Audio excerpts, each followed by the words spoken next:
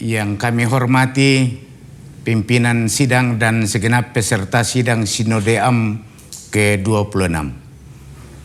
Bidang 2 bertanggung jawab pada pokok tugas panggilan tentang pengembangan spiritualitas, kapasitas sumber daya manusia. Dalam bagian ini, perhatian utama diberikan pada program induk teologi dan kapasitas pelayan. Panggilan ini sangat penting karena kualitas pelayanan Gereja Toraja sangat ditentukan oleh kualitas pelayanannya, baik dari segi teologi, spiritualitas, kompetensi pastoral dan kepemimpinan maupun integritas hidup.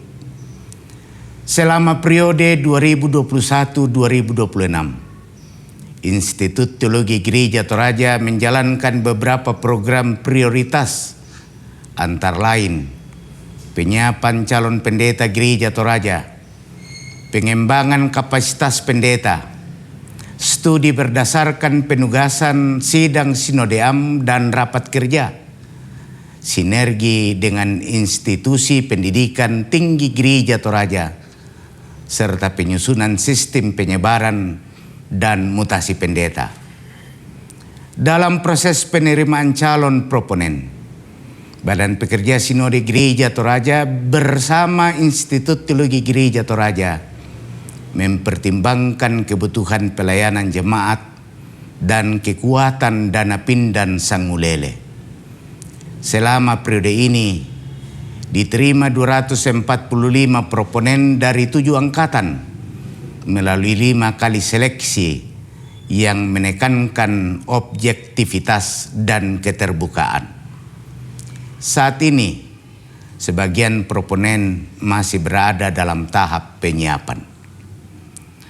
Proses penyiapan proponen dilakukan dalam 3 tahap dengan prinsip pendidikan orang dewasa atau andragogi, pendekatan berbasis potensi melalui apresiatif inquiry, dan spirit pasca, yaitu produktif, apresiatif, sinergis, kreatif, akuntabel, dan holistik.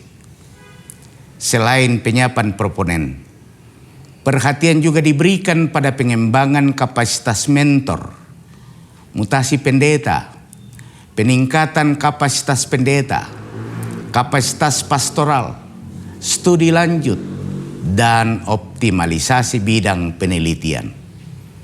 Semua ini menunjukkan bahwa pengembangan pelayan tidak dapat dilakukan secara instan, tetapi membutuhkan proses yang terencana, berkelanjutan, dan terbuka terhadap evaluasi.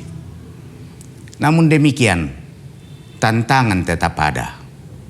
Pemerataan kapasitas pelayan belum sepenuhnya tercapai. Kebutuhan pendeta di jemaat-jemaat tertentu masih perlu dipetakan lebih objektif.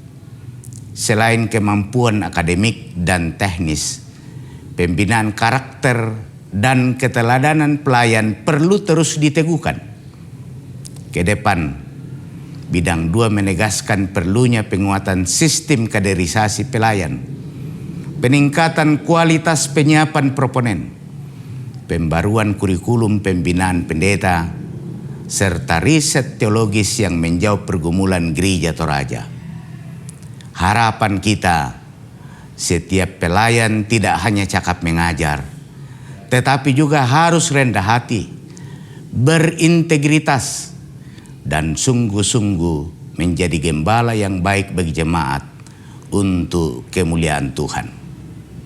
Mohon maaf untuk segala keterbatasan melaksanakan mandat persidangan ke-25 di Kanuruan. Terima kasih. Tuhan memberkati kita semua.